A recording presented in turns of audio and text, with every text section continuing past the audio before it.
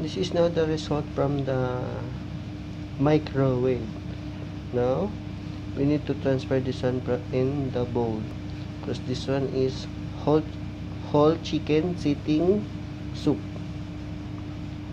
So see this one. Again, we need to add this one, the chili.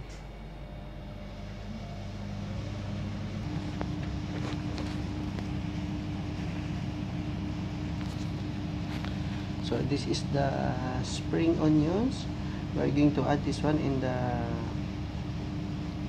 boiled whole chicken sitting inside the microwave. And let's check.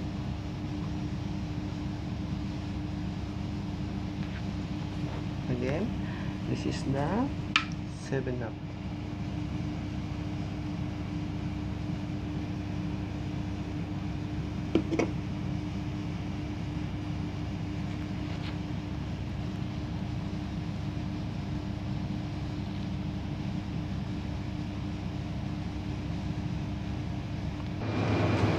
Now we need to check this one.